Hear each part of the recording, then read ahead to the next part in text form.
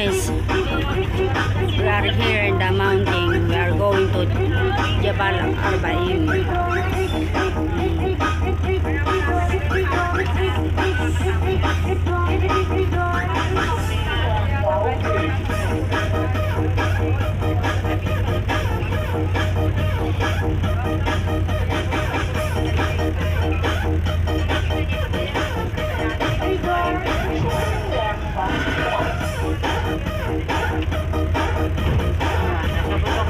Nasa bundok na. Pero malayo pa yung puntahan natin, ha.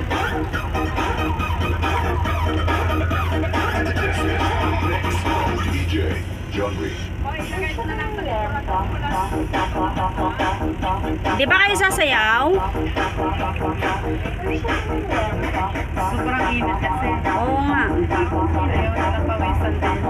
Marami po kami. Bawat isang sasakyan ang laman niya 54 o 55 na nun.